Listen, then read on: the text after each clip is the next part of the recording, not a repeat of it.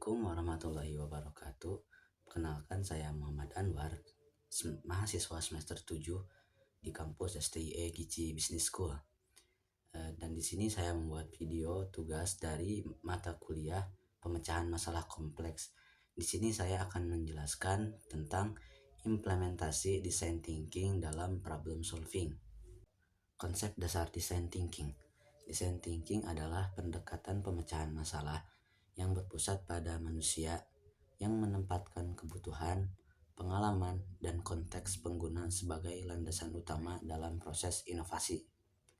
Pendekatan ini berangkat dari pemahaman bahwa banyak permasalahan di dunia nyata tidak terdefinisi secara jelas sejak awalnya, sehingga solusi yang efektif hanya dapat dikembangkan apabila proses problem solving diawali dengan pemahaman mendalam terhadap pengguna. Dalam dokumen pelatihan design thinking yang digunakan sebagai rujukan, design thinking didefinisikan sebagai pendekatan kreatif yang mana digunakan untuk problem solving yang menekankan keterlibatan aktif, pembelajaran melalui tindakan, serta eksplorasi solusi secara bertahap. Dengan demikian, design thinking tidak hanya berorientasi pada hasil akhir berupa solusi, tetapi juga pada proses eksplorasi masalah yang bersifat iteratif dan juga reflektif. Berdasarkan dokumen pelatihan design thinking yang dikembangkan oleh Direktorat Inovasi dan Inkubator Bisnis Universitas Indonesia, design thinking memiliki 4 karakter utama, yaitu berpusat pada manusia, kolaboratif, optimis, dan juga eksperimental. Yang pertama ada berpusat pada manusia, di mana pengguna menjadi titik awal dan titik akhir dalam proses perancangan solusi. Pemahaman terhadap pengguna diperoleh melalui observasi, lalu wawancara, dan juga keterlibatan langsung untuk menangkap kebutuhan eksplisit maupun implisit. Lalu yang kedua ada kolaboratif, yaitu melibatkan berbagai pemangku kepentingan dengan latar belakang dan sudut pandang yang beragam. Kolaborasi memungkinkan pertukaran perspektif dan mengurangi bias individu dalam proses pengambilan keputusan. Lalu poin ketiga ada optimis, yang berangkat dari keyakinan bahwa setiap permasalahan memiliki peluang untuk diselesaikan apabila diproses melalui pendekatan yang tepat. Optimisme ini menjaga proses inovasi tetap bergerak dan terbuka terhadap kemungkinan baru. Lalu yang terakhir ada eksperimental. Eksperimental yakni yang menekankan pentingnya pengujian ide secara cepat melalui prototipe dan iterasi berulang. Solusi tidak langsung dianggap benar, tetapi diuji terlebih dahulu, lalu dievaluasi, dan yang terakhir disempurnakan berdasarkan respon pengguna. Nah, dari keempat karakter tersebut membedakan design thinking dari pendekatan problem solving konvensional yang cenderung linear dan juga berbasis asumsi awal. Lalu ada prinsip iteratif dalam design thinking. Salah satu prinsip fundamental dalam design thinking adalah sifatnya yang iteratif dan tidak linear. Tahapan empatis, define, ideate, prototype, dan test tidak dipahami sebagai langkah-langkah yang kaku dan berurutan, melainkan sebagai siklus pembelajaran yang dapat berlangsung secara simultan dan berulang. Proses iterasi memungkinkan solusi berkembang seiring dengan meningkatnya pemahaman terhadap pengguna. Dalam praktiknya, umpan balik yang diperoleh pada tahap tes dapat mengarah kembali ke tahap define untuk merumuskan ulang masalah, atau ke tahap ideate untuk mengeksplorasi solusi alternatif. Prinsip iteratif ini memiliki implikasi penting dalam problem solving, yaitu mengurangi risiko kegagalan pada tahap implementasi dengan melakukan pengujian sejak awal melalui prototipe sederhana. Kesalahan dapat diidentifikasi lebih cepat dan diperbaiki dengan biaya yang relatif rendah. Selain itu, iterasi juga menegaskan bahwa kegagalan pada tahap awal bukanlah kerugian, melainkan sumber pembelajaran yang berharga. Lalu selanjutnya ada tahapan design thinking. Secara umum, tahapan design thinking meliputi 5 tahap utama, yang saling berkaitan. Di antara 5 tersebut ini ada empathize, define, ideate, prototype, dan juga test. Oke, kita bahas pertama yakni empathize. Empathize merupakan tahap untuk memahami pengguna secara mendalam melalui observasi, wawancara, dan pengalaman langsung. Tahap ini bertujuan menangkap kebutuhan, motivasi, serta permasalahan pengguna dari perspektif mereka sendiri. Yang kedua, yakni define, adalah tahap merumuskan masalah secara spesifik berdasarkan hasil empati dan data dan insight yang diperoleh disintesis untuk menghasilkan pernyataan masalah yang fokus, relevan, dan berorientasi pada pengguna. Lalu selanjutnya ada ideate, merupakan tahap eksplorasi ide solusi secara luas tanpa pembatasan awal. Proses ini bertujuan membuka berbagai kemungkinan solusi sebelum dilakukan penyaringan dan pemilihan ide. Yang keempat ada prototype, adalah tahap menerjemahkan ide terpilih ke dalam bentuk nyata, seperti sketsa, model sederhana, ataupun juga simulasi. Prototipe berfungsi sebagai alat berpikir dan alat belajar untuk menguji asumsi. Yang terakhir ada tes, merupakan tahap pengujian prototipe kepada pengguna untuk memperoleh umpan balik. Hasil pengujian digunakan sebagai dasar evaluasi dan penyempurnaan solusi. Melalui proses iterasi, melalui tahapan tersebut, design thinking berfungsi sebagai kerangka problem solving yang sistematis, fleksibel, dan juga berorientasi pada pembelajaran berkelanjutan.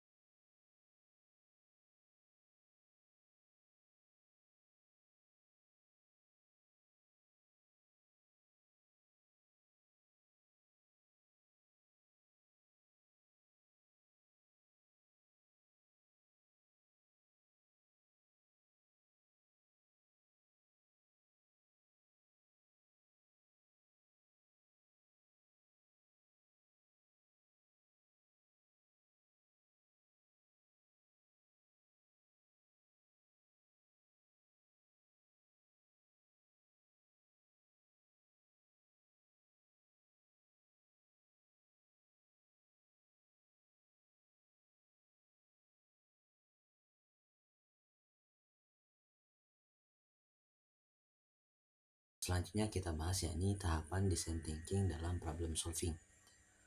Tahapan design thinking merupakan inti dari pendekatan ini dalam memecahkan masalah. Setiap tahap tidak berdiri sendiri secara linear, melainkan saling terkait dan dapat diulang sesuai dengan temuan di lapangan. Penjelasan berikut memperdalam makna setiap tahap dalam konteks problem solving. Tahap empathize merupakan fondasi utama dalam design thinking. Pada tahap ini, fokus problem solving diarahkan untuk memahami manusia sebagai pengguna, bukan sebagai objek penelitian semata. Empati tidak dimaknai sebagai simpati atau rasa iba, melainkan sebagai upaya sistematis untuk memahami pengalaman, kebutuhan, motivasi, serta hambatan yang dialami pengguna dalam konteks nyata. Dalam praktiknya, empatis dilakukan melalui observasi langsung terhadap perilaku pengguna, wawancara mendalam, serta keterlibatan langsung dalam aktivitas pengguna. Proses ini menuntut pelaku problem solving untuk mengesampingkan asumsi pribadi dan sudut pandang institusional. Kesalahan umum pada tahap ini adalah terlalu cepat menarik kesimpulan atau memaksakan interpretasi sebelum data empatik terkumpul secara memadai. Alat bantu seperti empathy map digunakan untuk memetakan apa yang dipikirkan, dirasakan, dilihat, dan juga didengar, serta dilakukan pengguna. Salah satu teknik analisis yang penting pada tahap ini adalah teknik 5 why, yaitu metode menggali akar penyebab masalah dengan mengajukan pertanyaan mengapa secara berulang-ulang. Teknik ini bertujuan untuk membedakan antara gejala masalah dan akar permasalahan yang bersifat sistemik. Dalam praktik design thinking, teknik 5 why digunakan untuk mencegah problem solving yang hanya berfokus pada keluhan permukaan. Pertanyaan mengapa yang selalu terus diajukan secara berurutan terhadap jawaban sebelumnya hingga ditemukan penyebab mendasar yang berkaitan dengan proses, struktur, atau desain pengalaman pengguna. Dengan demikian, teknik ini membantu memastikan bahwa rumusan masalah tidak didasarkan pada asumsi atau persepsi awal, melainkan pada pemahaman yang lebih dalam terhadap realitas pengguna.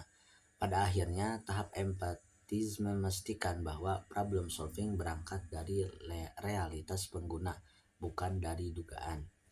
Selanjutnya ada di tahap define. Tahap define berfungsi untuk mensintesis temuan empati menjadi rumusan masalah yang jelas, terfokus, dan bermakna. Pada tahapan ini, data kualitatif yang diperoleh sebelumnya diolah untuk menemukan pola, insight, dan kebutuhan utama pengguna. Define ini bukan sekadar merangkum keluhan pengguna, melainkan mengartikulasikan inti permasalahan dari sudut pandang pengguna. Perumusan masalah yang baik bersifat human-centered, spesifik, dan membuka ruang eksplorasi solusi. Kesalahan yang sering terjadi adalah merumuskan masalah terlalu luas atau terlalu teknis, sehingga membatasi kreativitas pada tahap berikutnya. Dalam konteks problem solving, kualitas tahap define sangat menentukan arah solusi. Rumusan masalah yang tepat akan mengarahkan ideasi pada solusi yang relevan, sedangkan rumusan masalah yang keliru akan menghasilkan solusi yang tidak berdampak meskipun dieksekusi dengan baik. Selanjutnya ada tahap ideate. Tahap ideate merupakan fase eksplorasi solusi secara kreatif dan juga kolaboratif. Setelah permasalahan dirumuskan secara jelas pada tahap define. Pada tahap ideate ini, fokus problem solving diarahkan untuk menghasilkan sebanyak mungkin alternatif solusi tanpa terlebih dahulu menilai kelayakan atau efektivitasnya.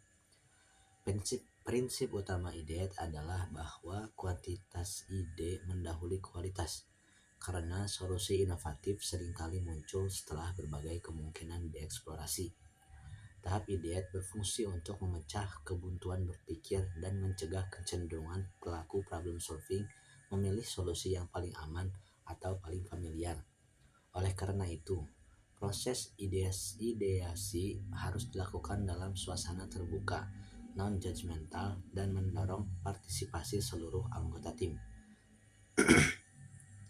Berbagai teknik digunakan untuk memfasilitasi aliran ide, antara lain brainstorming, brainwriting, mind mapping, dan juga storyboard.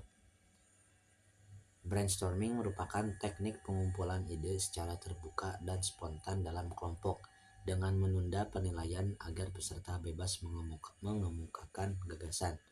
Teknik ini efektif untuk membuka spektrum solusi dan mendorong keberanian berpikir di luar kebiasaan. Yang selanjutnya ada brainwriting, digunakan sebagai pelengkap brainstorming, terutama untuk memastikan partisipasi yang merata. Dalam teknik ini, ide dituliskan secara mandiri sebelum dikembangkan oleh peserta lain. Brainwriting membantu mengurangi dominasi individu tertentu dan meminimalkan tekanan sosial dalam proses ideasi. Setelah berbagai ide terkumpul, mind mapping digunakan untuk mengorganisasi dan mengalirkan ide-ide tersebut secara visual. Mind mapping membantu mengidentifikasi pola, klaster solusi, serta hubungan antar gagasan yang tidak selalu terlihat dalam bentuk daftar linear. Selanjutnya ada storyboard. Storyboard ini digunakan untuk memvisualisasikan ide terpilih dalam bentuk alur cerita atau skenario penggunaan. Melalui storyboard, solusi diuji secara konseptual dari sudut pandang pengalaman pengguna, sehingga pelaku problem solving dapat menilai apakah ide tersebut relevan dengan konteks nyata dan kebutuhan pengguna. Dengan demikian, tahap ide tidak hanya menghasilkan kumpulan ide, tetapi juga membantu menyaring dan memperkaya solusi sebelum memasuki tahap prototyping. Selanjutnya, tahap yang keempat yakni tahap prototype. Tahap prototype merupakan proses menerjemahkan ide abstrak menjadi bentuk nyata yang dapat dilihat, disentuh, atau dialami. Prototipe tidak dimaksudkan sebagai produk akhir, melainkan sebagai alat berpikir dan alat belajar. Dalam konteks problem solving, prototyping memungkinkan asumsi diuji secara cepat dan murah. Prototipe dapat berupa sketsa, model sederhana, simulasi peran, atau versi digital sederhana. Pendekatan low fidelity sering digunakan pada tahap awal untuk memperoleh umpan balik tanpa investasi besar. Tahap prototipe membantu mengurangi risiko kegagalan karena masalah teridentifikasi lebih awal. Selain itu, interaksi pengguna dengan prototipe seringkali memunculkan insight baru yang tidak terungkap pada tahap sebelumnya. Yang kelima ada tahap tes. Tahap tes bertujuan untuk mengevaluasi solusi melalui interaksi langsung dengan pengguna. Pengujian dilakukan dengan cara menunjukkan prototipe dan mengamati bagaimana pengguna menggunakannya, bukan dengan menjelaskan konsep secara teoritis, melainkan dengan praktek langsung. Dalam tahap ini, umpan balik pengguna menjadi sumber pembelajaran utama. Kritik, kebingungan, maupun penolakan pengguna dipandang sebagai informasi berharga untuk perbaikan solusi. Prinsip utama tahap tes adalah menguji solusi seolah-olah pelaku problem solving berpotensi salah. Hasil pengujian dapat mengarah pada penyempurnaan prototipe, perumusan ulang masalah, atau bahkan kembali ke tahap empatis. Dengan demikian, tahap tes menegaskan bahwa design thinking merupakan proses iteratif yang berorientasi pada pembelajaran berkelanjutan. Baik, di sini kita akan membahas dua studi kasus implementasi design thinking. Yang pertama yakni ada kasus implementasi design thinking pada layanan jalan tol. Lalu yang kedua ada studi kasus implementasi design thinking pada UMKM. Mari kita bahas studi kasus implementasi design thinking pada layanan jalan tol. Yang pertama ada tahap empatis. Tahap empatis yang dilakukan layanan jalan tol yakni dilakukan untuk memahami pengalaman nyata pengguna jalan tol. Proses empati melibatkan 200 pengguna jalan tol dengan latar belakang yang beragam melalui wawancara langsung dan wawancara melalui telepon. Hasil empati menunjukkan beberapa permasalahan utama sebagai berikut. Ada 4 permasalahan utama. Yang pertama ada keterbatasan fasilitas rest area. Yang kedua ada kualitas pelayanan di koridor jalan tol. Yang ketiga kemacetan di ruas jalan tol. Dan yang terakhir ada antrian panjang di gerbang tol. Pertama, keterbatasan fasilitas rest area, di mana kapasitas rest area tidak mencukupi pada periode puncak. Kondisi kebersihan dan kenyamanan dinilai belum memadai, serta area parkir sering meluber hingga keluar rest area dan memicu kemacetan tambahan. Yang kedua ada kualitas pelayanan di koridor jalan tol yang dirasakan belum konsisten dan kurang responsif, khususnya dalam penyediaan informasi dan penanganan kondisi darurat. Ketiga, ada kemacetan di ruas jalan tol yang disebabkan oleh kombinasi volume kendaraan yang tinggi, aktivitas keluar masuk rest area, serta pengelolaan lalu lintas yang belum optimal. Yang keempat, ada antrean panjang di gerbang tol, terutama akibat proses pembayaran yang memakan waktu, kendala saldo, serta ketergantungan pada sistem pembayaran konvensional. Selanjutnya, tahap define. Pada tahap define, seluruh temuan empati disintesis untuk merumuskan inti permasalahan secara lebih terfokus. Dari berbagai persepsi pengguna, permasalahan dikerucutkan menjadi 4 kategori utama, yaitu masalah layanan dan fasilitas rest area, masalah kualitas pelayanan dan penyampaian informasi, yang ketiga masalah kemacetan di ruas jalan tol, dan yang keempat masalah kemacetan di gerbang tol. Tahap ini memastikan bahwa masalah yang akan diselesaikan mencerminkan pengalaman pengguna secara menyeluruh, bukan sekedar asumsi pengelola. Dari situ lanjut ke tahap ideate. Berdasarkan rumusan masalah pada tahap define, dilakukan proses ideasi untuk mengembangkan berbagai alternatif solusi. Tahap ini bertujuan menghasilkan solusi yang mampu menjawab kebutuhan pengguna secara langsung. Beberapa ide utama yang dihasilkan antara lain ada 2, yakni yang pertama pengembangan aplikasi layanan terpadu, yang kedua pengembangan sistem elektronik toll collection atau biasa disebut ETC. Pengembangan aplikasi layanan terpadu yang menyediakan informasi real time mengenai kondisi jalan tol, ketersediaan dan kondisi rest area, serta layanan pendukung lainnya. Lalu pengembangan sistem elektronik toll collection sebagai sistem pembayaran nirsentuh untuk mengurangi waktu transaksi di gerbang tol dan memperlancar arus lalu lintas. Keempat, ada tahap prototype. Ide-ide yang dihasilkan kemudian diwujudkan dalam bentuk prototipe sebagai representasi awal solusi. Prototipe dikembangkan untuk, yakni ada 3, mensimulasikan alur layanan aplikasi terpadu, yang kedua menggambarkan mekanisme kerja sistem pembayaran ETC, dan yang ketiga menguji interaksi pengguna dengan solusi yang diusulkan. Prototipe pada tahap ini bersifat awal dan digunakan sebagai alat pembelajaran dan evaluasi, bukan sebagai produk akhir. Lalu yang kelima atau tahap terakhir, yakni tahap tes.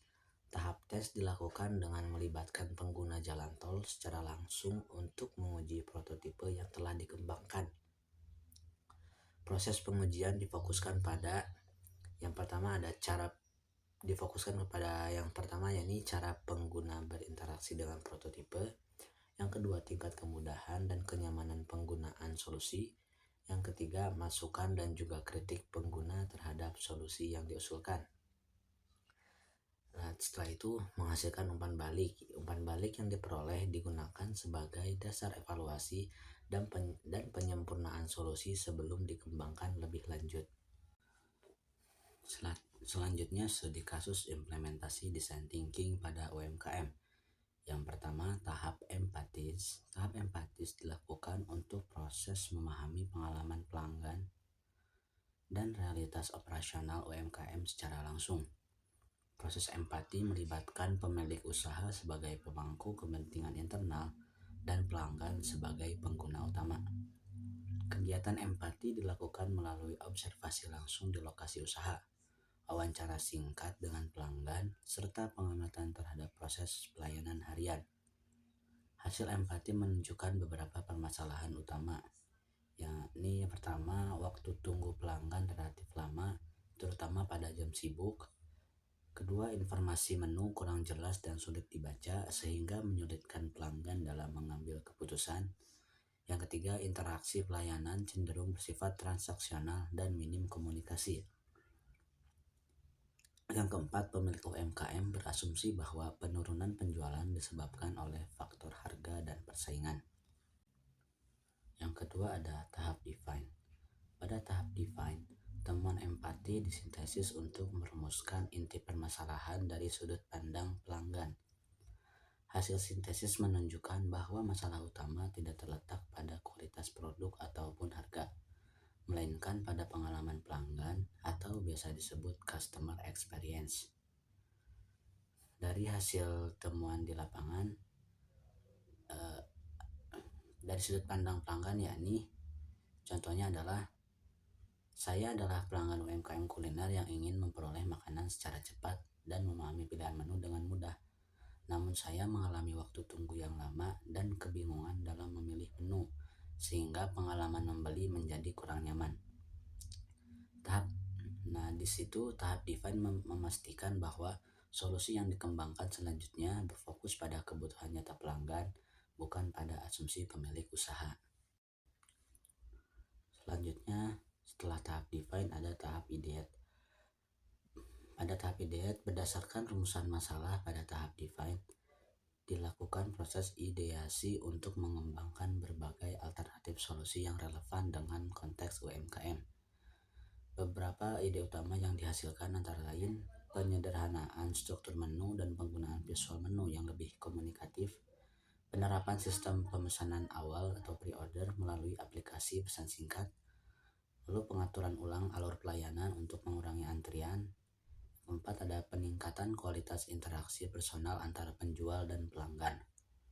Tahap ideasi menekankan bahwa solusi tidak harus kompleks atau berbasis teknologi tinggi, tetapi harus sesuai dengan kebutuhan pelanggan dan kapasitas UMKM. Selanjutnya ke tahap prototype. Dari ide-ide terpilih tadi kemudian diwujudkan dalam bentuk prototipe sederhana atau low fidelity sebagai representasi awal solusi. Prototipe yang dikembangkan meliputi, yakni yang pertama ada desain ulang menu menggunakan papan cetak sederhana dengan visual yang lebih jelas. 2. Simulasi alur antrean baru melalui pembagian peran pelayanan. Yang ketiga, uji coba sistem pemesanan melalui aplikasi WhatsApp. Prototipe dikembangkan dengan biaya minimal dan bertujuan untuk memperoleh pembelajaran cepat dan interaksi dengan pelanggan. Lalu yang terakhir ada tahap tes. Tahap tes dilakukan dengan mengimplementasikan prototipe selama beberapa hari operasional. Pemilik UMKM mengamati perilaku pelanggan dan mengumpulkan umpan balik secara langsung. Hasil pengujian menunjukkan beberapa perbaikan antara lain. Yang pertama, waktu tunggu pelanggan berkurang. Yang kedua, ada pelanggan lebih cepat mengambil keputusan pembelian. Yang ketiga, ada interaksi pelayanan menjadi lebih aktif dan personal. Umpan balik yang diperoleh digunakan sebagai dasar evaluasi dan penyempurnaan solusi sebelum diterapkan secara lebih permanen. Jadi kesimpulannya adalah design thinking merupakan pendekatan problem solving yang human centered, kreatif dan juga iteratif. Pendekatan ini menekankan pentingnya empati, perumusan masalah yang tepat, serta pembelajaran melalui eksperimen. Studi kasus yang disajikan menunjukkan bahwa design thinking dapat diterapkan secara fleksibel pada berbagai konteks, baik organisasi besar maupun UMKM. Sekian penjelasan yang bisa saya sampaikan terkait implementasi design thinking. Mungkin cukup sekian. Akhir kalam, wassalamualaikum warahmatullahi wabarakatuh.